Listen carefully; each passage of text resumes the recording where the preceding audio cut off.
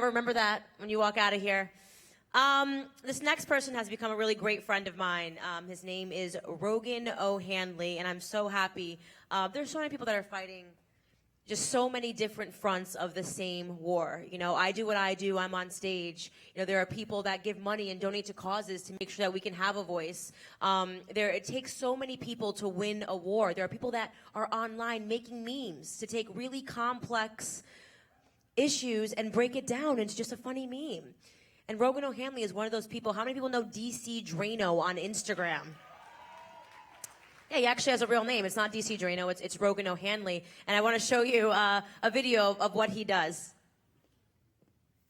Hey everyone, DC Drano here. So in my last video of me walking through Hollywood with my MAGA hat, I wanted to send a message that we the people are reclaiming our streets from leftist political thugs like Antifa. That video did pretty well, but I kept reading in the comments of, oh, you only walk through Hollywood. Why don't you try walking through Compton and see what happens? Compton gets a pretty bad rap. Most people wouldn't drive through here without a Bible, a prayer, and a bulletproof vest.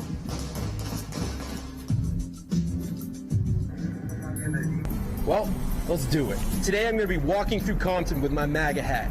I'm not bringing any weapons or any protective gear. It's just me, my camera, and a damn important message that I want to send to mainstream media, Hollywood celebrities, and these corrupt political leaders. Yo, Dre, what up? I got something to say.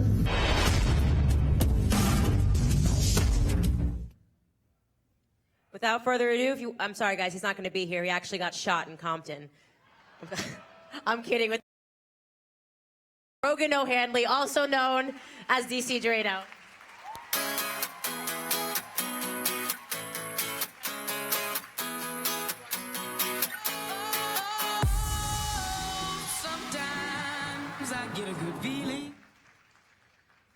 Thank you, everybody. Is that what my voice really sounds like? Yeesh, sorry.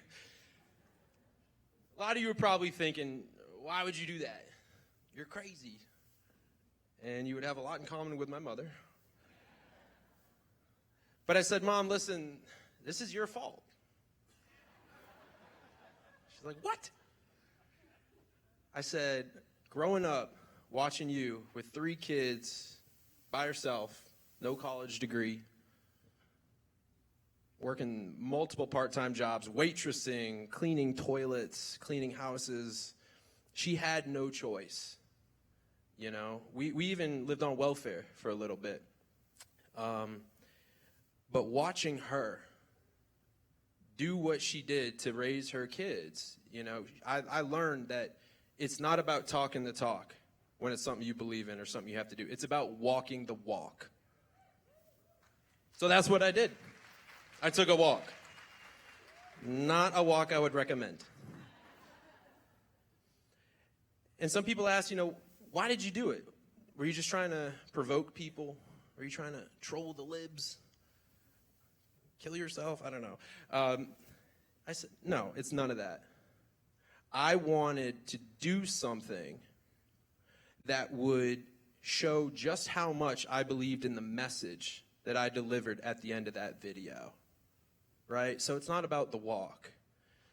It was about my speech at the end. And I found the safest spot I could in Compton. It was like a parking lot, and I was strip mall. Turns out, I was wearing the MAGA hat. It was actually a blood territory. So got lucky there. But I gave a speech at the end. I went to Compton City Hall, which was symbolic, but also right next to a police station. And I talked about what I thought Trump was going to do to be the best president for black Americans in this country since Abraham Lincoln freed the slaves from Democrats back in the 1800s.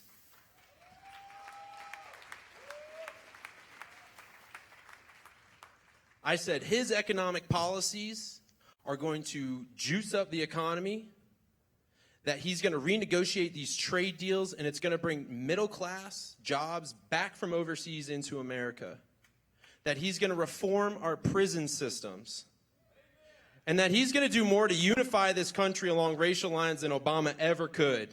And you know what? It's only been 2 years, and I've already been proven right.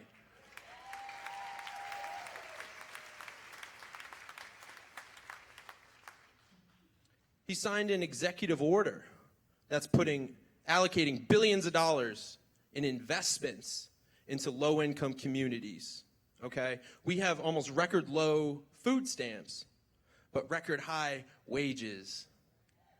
Record low unemployment for Black and Hispanic people, and record high optimism. The American dream is being restored right now, and we all benefit. So the Secretary of the Housing and Urban Development Administration, guy named Dr. Ben Carson,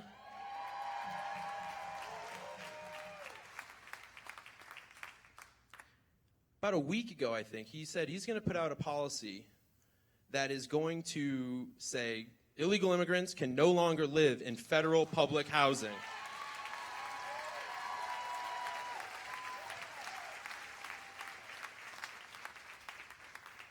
They think it's over 75,000 homes across this country that illegal immigrants are living in when we have record homelessness in Los Angeles and San Francisco. Those units are going to be opened up to Americans, to Black and Hispanic Americans that deserve them, that paid into the system, and that are rightfully owed that benefit.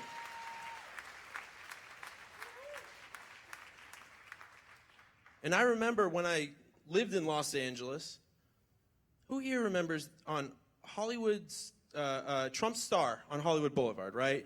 Lots of battles there. There was a moment where there was this homeless woman, a Black homeless woman. Do you guys remember this?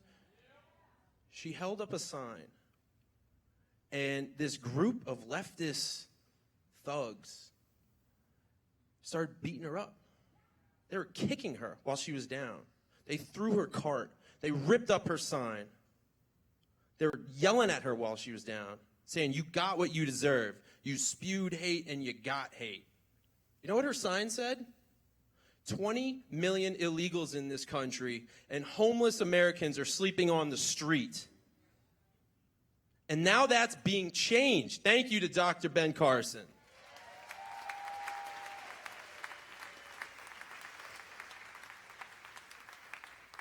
And honestly, I hope she's out there smiling a little bit. I hope she heard that story, and I hope she gets some help. But these are historic changes that Obama failed to make. In my opinion, I think he did it intentionally. The illusion of helping, but keeping them dependent on government, and then rinsing and repeating the cycle every year. Oh, we're going to be the ones that help you. Those racist guys, though, oh, no. But it's all a lie. It's all a lie. So for those that don't know me, I am a lawyer. I lived in Hollywood. I went to Northeastern University in Boston. Pretty liberal. Somehow got elected president of student government there. They knew I was conservative, too. The newspaper did not like me. I went to law school at University of Chicago. I lived on the south side of Chicago. I had the same barber as Obama. I'm not even kidding. Pretty good haircut, I gotta say. But I lived on the south side of Chicago, and I could have moved up north and hung out with a lot of my friends, but for some reason, I just wanted to stay there. You know, I was 2 blocks from his house. I was 4 blocks from Louis Farrakhan's house. Kind of a crazy situation. South side of Chicago is very interesting. A lot of beautiful culture, but a lot of corruption, a lot of communism. And I remember living in Chicago, the good part, that the west side was basically a war zone. We all know this, right? And then you would see these parents on TV, just grief-struck, sobbing, begging for help. Their kid just got killed, playing in the park. Drive-by, stray bullet took them out. And they're crying, and they're begging for help And then Democrats have the nerve to say, we're going to be the ones that help you, and nothing gets done. I couldn't believe it. And that's like what woke me up. I was like, these people are getting screwed over. So I was practicing law in LA, doing entertainment law.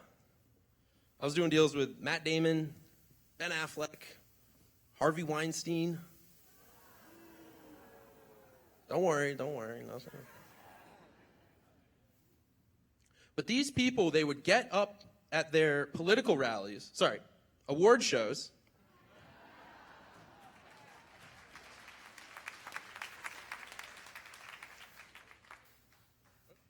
Hello? Oh, there we go. They would point the finger. People like you, people like me, people like my parents, who did nothing but work their butts off, pay their taxes, take care of their families. And they would say, you white people, you conservative people, you're the real problem in America. You're engaging in a war on women. And then they would praise Harvey Weinstein. You're destroying this planet. And then they go fly home in their private jet. You want a racist wall? And they go back to their mansion surrounded by a wall.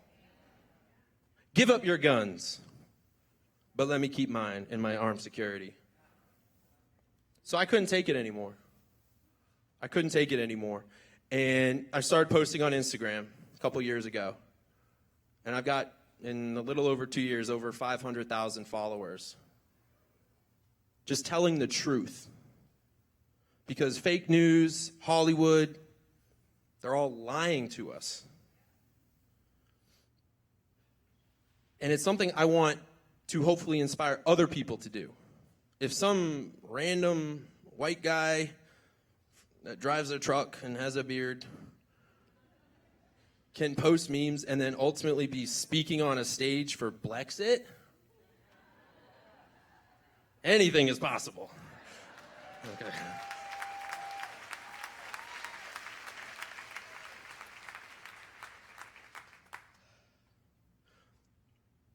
What's interesting is that even though they point the finger at people like me, the white guy that lives in the South, okay, it's Florida, it's not,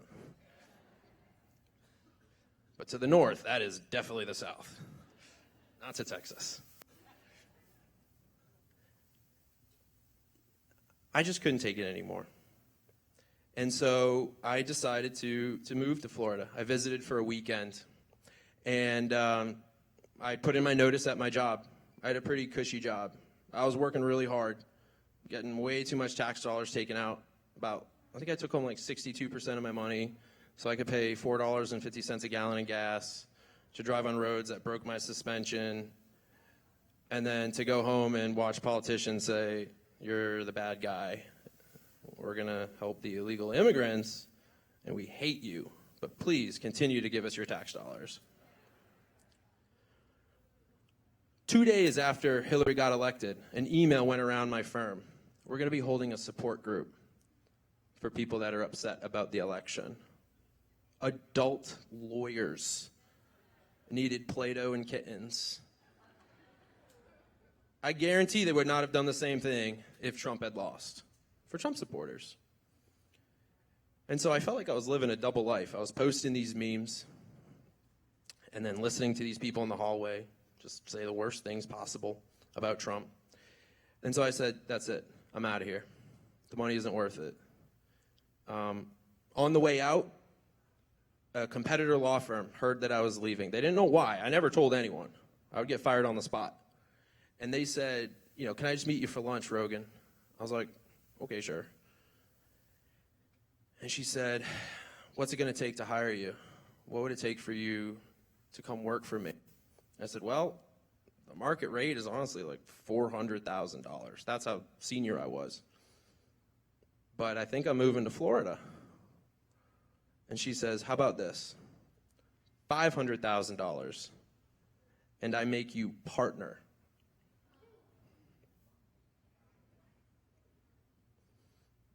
She could have said $1 million, but I wasn't going to take it. This moment in our country's history is too pivotal to sit back and watch America go off a cliff.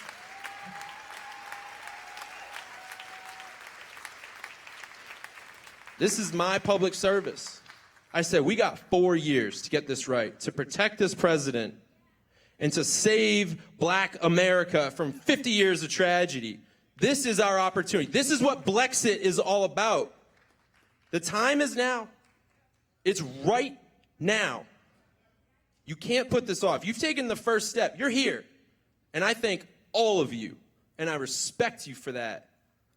I want you to take the next step after this. I want you to stand strong and support this president and support this movement, support his policies, support his successes, because this is our one chance to get this right. They aren't going to let Trump get by again.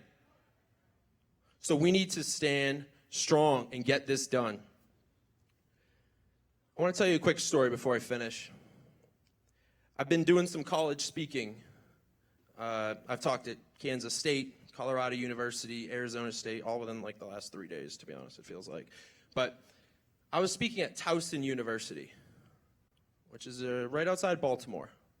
Baltimore has had some really tough times.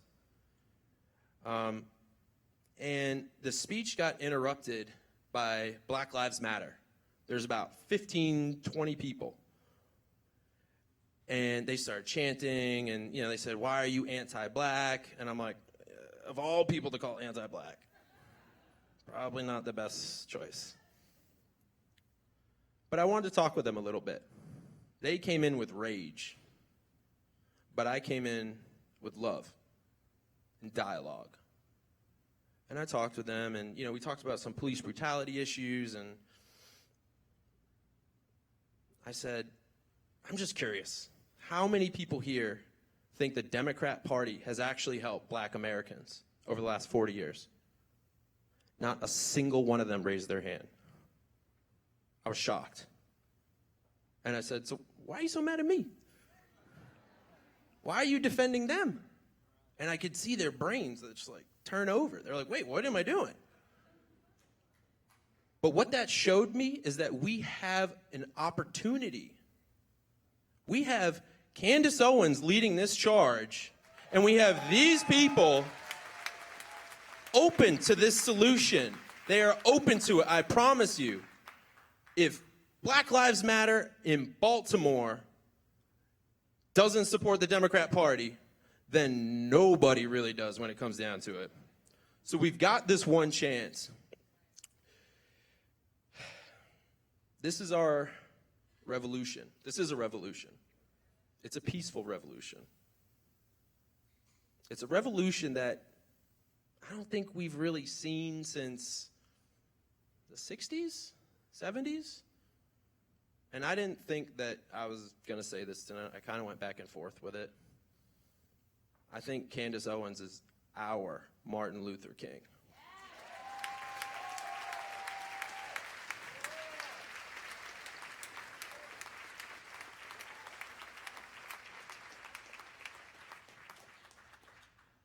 Once in a generation. We're so lucky to have her. So just know that y'all are a part of history right now. This is going to change the country. They're going to write about this in history books. So let's get excited. Let's support President Trump. Let's support BLEXIT. Let's support Candace. And let's stop talking the talk like the Democrats, and let's start walking the walk. Thank you.